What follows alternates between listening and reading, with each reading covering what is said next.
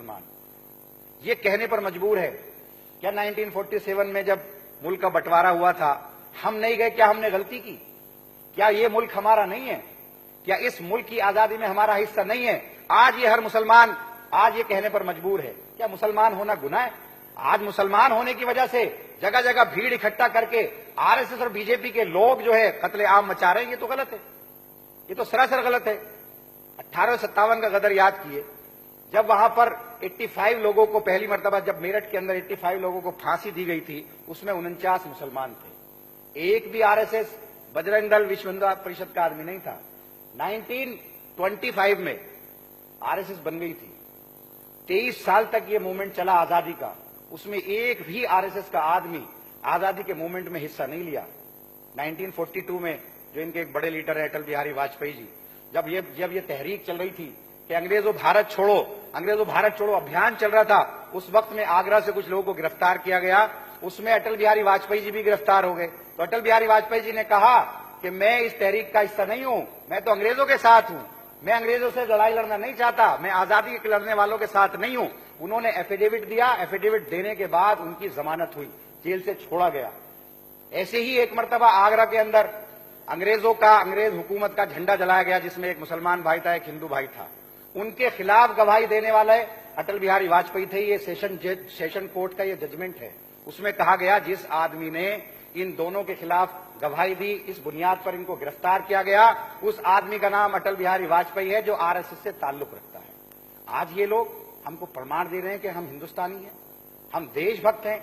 वो लोग जिन लोगों ने इस लड़ाई को लड़ा, इस मुल्क को आजाद किया, आज उनको ये देशद्रोही कहने पर मजबूर है, आज उनको ये मार रहे हैं, पीट रहे हैं, तो ये तो गलत है, ये नहीं होना चाहिए। और अगर इस तरह की चीजें नहीं रुकी तो ये मुल्क के लिए अच्छा नहीं होगा। इस मुल्क में आज बताइए आप, क्या ये इस हालत में है कि 25 करोड़ मुसलमानों को इस मुल्क से हटा दिया जाए या भेज दिया जाए? अगर आप नहीं है इस हालत में तो ये चीजें पैदा क्यों कर रहे हैं? आज एक तबका जब आसानी के साथ में अपने इस मुल्क में रहना चाहता है, अमन के साथ रहना चाहता है, तो आप उनको क्यों परेशान कर रहे हो? क्यों आप उनको मारपीट कर रहे हो? और ये जो 23 मुकदमे दर्ज हुए हैं, 23 मुकदमों में आरएसएस, बीजेपी, बजरंग दल, विश्व हिंदू परिषद के लोगों के नामजद हैं। ये लोग इस मुल्क के अंदर अफरा तफरी फैला रहे हैं।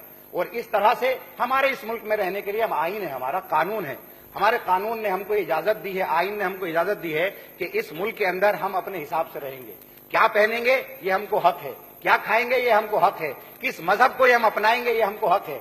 ये मुल्क हिंदुस्तान जो है तमाम मजहबों से मिलकर के ये एक मुल्क बना है और इसमें हर एक इंसान को यहाँ के आईन ने यह हक दिया है कि वो आजादी के साथ अपने मुल्क में रहे और जो खाना है वो उसको खाए, जो पहनना वो उसको पहने। किसी की जागीर नहीं है, आरएसएस या बीजेपी के लोगों का ये मुल्क नहीं है, उनके बाप की जागीर नहीं है। ये मुल्क सबका है, ये मुल्क हमारा भी है, ये मुल्क उनका भी है, ये मुल्क सिख का भी है, ये ईसाई का भी है, ये मुस्लिम का भी है, ये दलित का भी है, ये हिंदू का भी है। और सभी की मेहनत के साथ ये मुल्क आजाद हुआ है। आज ये ठेकेदार बने कौन होते हैं? नरेंद्र मोदी जी के अंदर अगर हिम्मत है तो बताएं वो आरएसएस का कौन सा आदमी है, वो विश्व हिंदू परिषद का कौन सा आदमी है जिसने इस मुल्क की आजादी के लिए लड़ाई लड़ी, इस मुल्क की आजादी के लिए जिन लोगों ने कुर्बानी दी। आज आप उनको देशद्रोही का शब्द बता रहे हो, आज आप उनको पाकिस्तानी बताते हो, आज आप उनको सिर्फ इसलिए मारते हो कि वो आज इस्लाम के पाबंदी से, आज इस्लाम की